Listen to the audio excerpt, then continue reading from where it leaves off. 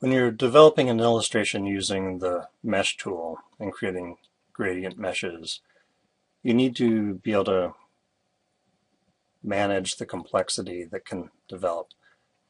Here I have a partially developed face. I'm not trying to be too realistic, more of a mask really. If I go and click on it, you can see all the mesh lines. Now this is a moderate amount of density here.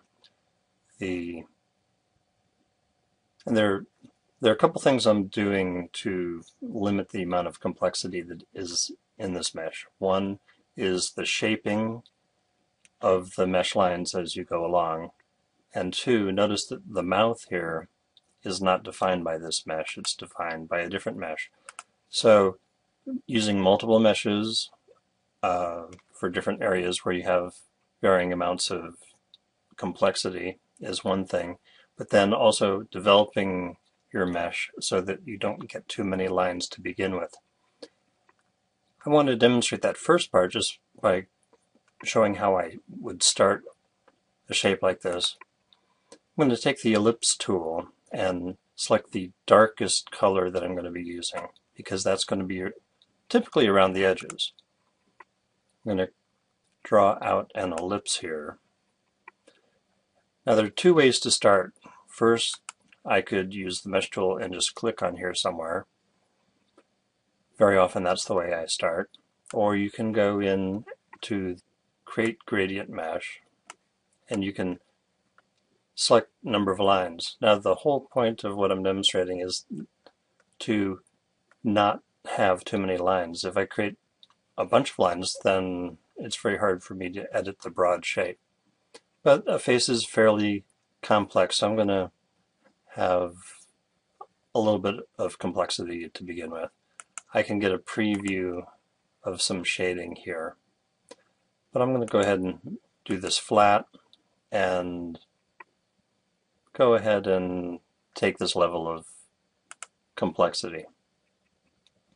Now before I add any more lines, I immediately want to start editing this so I am getting some of the shape I want. So for instance, for the eyes, create the orbits here. If I click on these mesh points, I can drag the handles to start shaping things. This is going to allow me to create lines that are following the contours that I want to without adding too much complexity. On the edges, I want the curvature around the head showing more. So I'm going to go ahead and introduce some of this at this level before adding a whole lot more lines.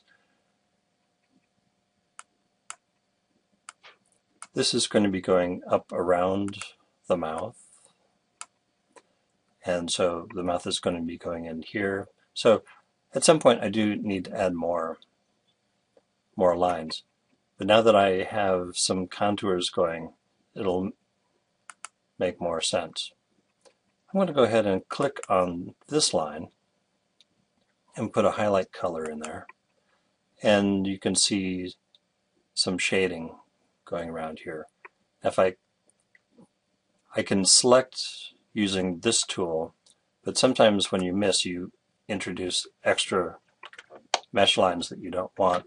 So very often I switch to the direct selection tool when I'm going in, selecting and adding colors. Now I'm going with a slightly different shade here just to get a little variation in shading.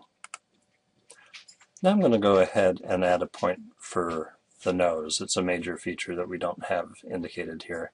So I'm going to use the mesh tool, click in here, make that fairly bright.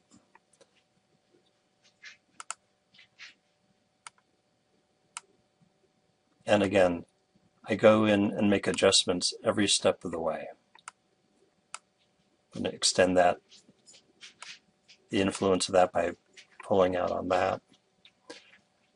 Now what I want to do here is start shaping things around the eye socket. So I'm going to bring this up, create the eye socket, making sure that I am giving direction to these. So instead of like just the handles here crossing at right angles, I'm going to start creating a rounded shape.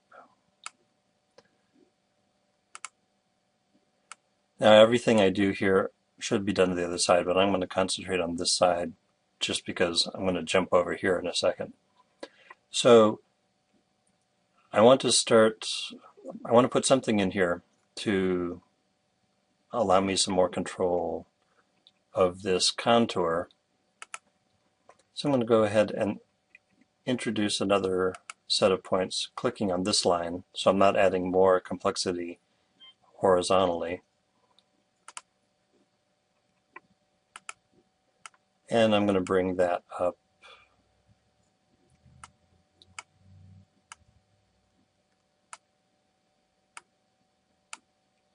Right, so I'm just shaping around here. Creating this roundness will make it possible for me to then go in and add new points, say here, put in a lighter shade.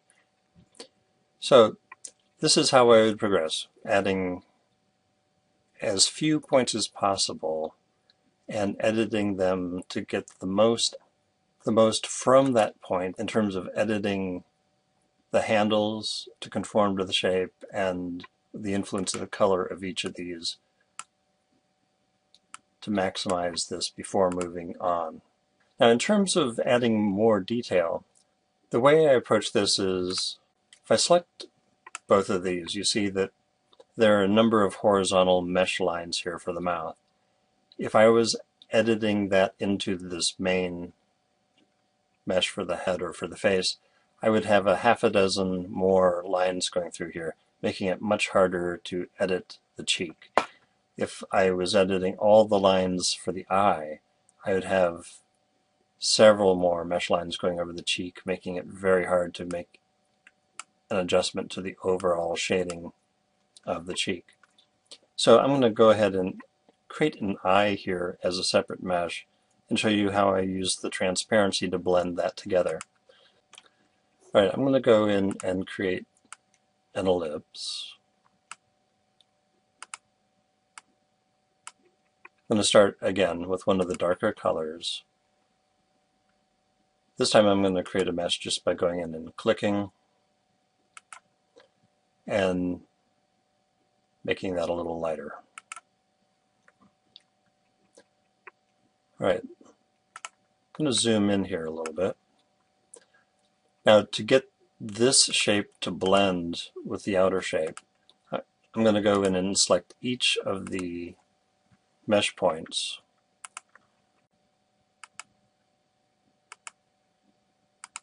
Okay, I'm going to select all the anchor points and mesh points around the edge here. Make sure that they're all set to 0% so that this blends into the other form. Now that I have that set up, I can add, if I don't add more points to the edge here, I'm pretty much done with that. So, for instance, if I went in and clicked on this line and made that lighter, I've maintained the transparency here. I only need to go in to the new points that I've created on the side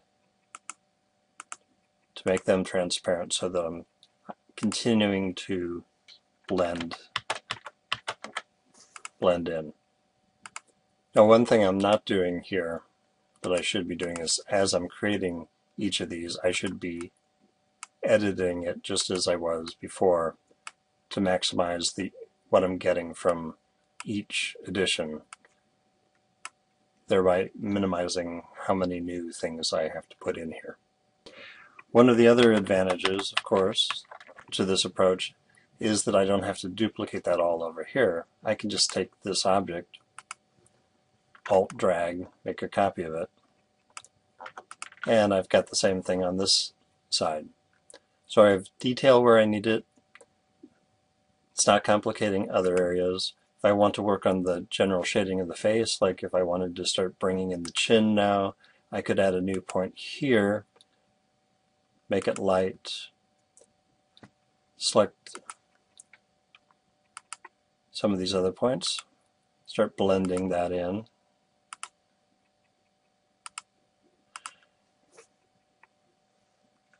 So I can continue developing the shading of the face, like the chin here, and that is completely separate from the mouth or the eyes.